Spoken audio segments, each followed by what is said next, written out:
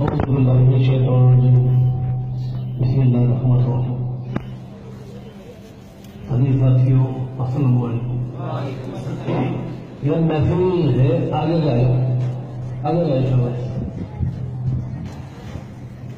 یہ کوئی فنکشن نہیں ہو رہا, محفل ہونی بھائی, آگے جائے شباب. چلے محفل مارا, محفل بٹھو بھائی, آگے جائے شباب.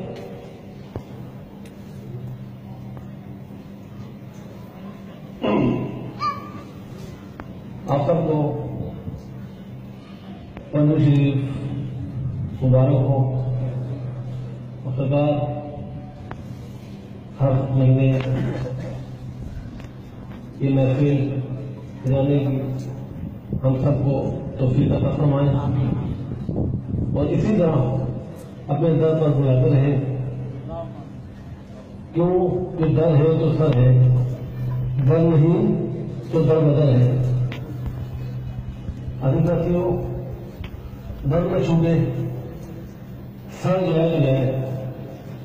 کیوں کہ سرکار نے فرمایا کہ در پہ آتے جاتے رہو, نظروں میں رہو گے. تو ہم سب کی کوشش یہی ہوتی ہے اور خواہش یہی ہے کہ سرکار ہم پر قبضہ کرم فرمائے. یہ خواہش ہے نا. تو سرکار نے فرما دیا کہ در پہ آتے جاتے رہو, نظروں میں رہو گے. تو جی ساتھیوں درد میں چھوڑو. دوسرا کہ آپ دیکھیں ہر جگہ مسلمانوں پر ہی ظلم ہوتا ہے. ہر جگہ مسلمانوں پر ہی ظلم ہوتا ہے. آپ فلسطین لے لیں, آپ عراق لے لیں, آپ کشمیر لے لیں, افغانستان لے لیں, ہر جگہ مسلمان قوم ہی جو ہے اس پر ہی ظلم کیا جاتا ہے. کیا وجہ ہے؟ وجہ کیا ہے؟ کیا مسلمان قوم دہشت گرد ہے؟ جواب دیں. کیا مسلمان قوم حق پر نہیں ہے؟ کیا مسلمان قوم اللہ کے حدود پر نہیں مانتی؟ تو پھر ان پر ظلم کیوں؟ آسان سا جواب اس کا. اس لیے کہ غیر مذاہب کے لوگ یہ چاہتے ہی نہیں ہے کہ ان تک اسلام پھیلے, ان تک اللہ اور اس کے حبیب کا پیغام جائے.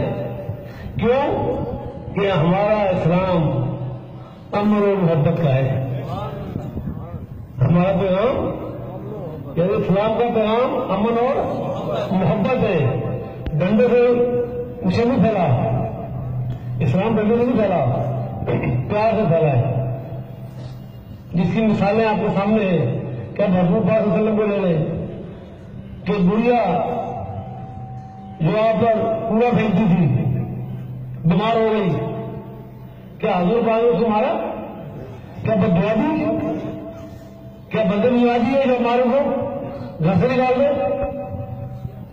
پھر جب وہ بیمار ہو گئی تو آپ صلی اللہ علیہ وسلم اس کے پاس چلے گئے اور آپ تم نے آج پورا کیوں دیکھا؟ تو اس کے ساتھ میں بیمار ہوں, آپ کی یہ محبت ہے کہ وہ اسلام میں داخل ہو گئی. ہمارے کیا ہوتا ہے, ایک شخص کہہ رہا ہوتا ہے کہ اگر آپ کی شلوار یہاں پر ہے تو نماز ہوگی. ایک کہتا ہے شلوار نیچے ہے تو نماز ہوگی. ایک کہتا ہے ہاتھ یہاں پر ہے تو نماز ہوگی. دوسرے کہتے ہیں نہیں یہاں ہے تو نماز ہوگی. ارے اصل کے اندر اللہ تو یہی ہے نا, اس کا حمید تو یہی ہے نا. آپ اسلام کے اندر تفریق کیوں کر رہے ہو؟ آپ اسلام کے اندر تفریق کیوں کر رہے ہو جبکہ آقا نے فرما دیا کہ اللہ کی محبت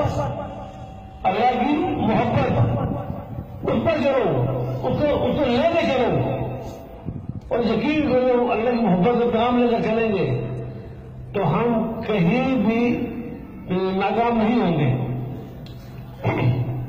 برما رہے ہیں آپ. آج چیلنج بھی کہ برما میں مسلمان کا ظلم ہو رہا ہے.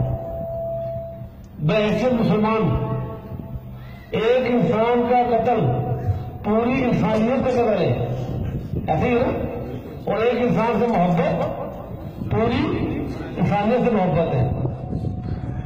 تو آج بحیثیت مسلمان وہ ہمارے بھائی ہیں. برما والے ہمارے بھائی ہیں، فلسطین والے ہمارے بھائی ہیں، عراق ایران والے ہمارے بھائی ہیں. فرقہ کوئی بھی ہے، ہم نے اس سے کوئی غرض نہیں. شیعہ ہے، سنی ہے، وہابی ہے، ہم سے کوئی غرض نہیں. ہم نے یہ دیکھنا ہے کہ وہ مسلمان ہے، وہ مسلمان ہے اور اس ٹائم وہ مصیبت میں ہے. تو ہم سب کو ہم کچھ نہیں کر سکتے. ہم 8 10 20 بندے کیا کریں گے؟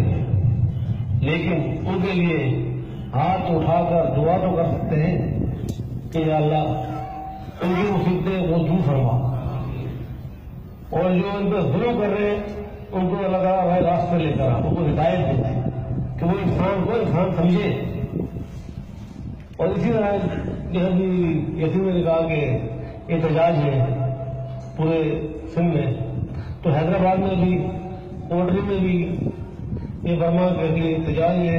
تو آپ تمام ساتھی اپنے دوستوں کو، احباب کو، رشتہ داروں کو، سب کو اس احتجاج میں دعوت دیں اور وہ آئیں تاکہ ان کو یہ لگے کہ ہم لوگ میں انسانیت ہے، ہم مسلمانوں میں بھی انسانیت ہے، ہم لوگ ان کے ساتھ ہیں. آخر میں دعا ہے کہ اللہ تعالیٰ مشرق پاک کی نسبت قائم و دائم رکھے اور مشرق پاک اب راضی ہو، اور اسی طرح اسی محبت کے ساتھ اس در پر آتے جاتے رہے. حلقہ ذکر کا اہتمام فرمائیں گے صاحب.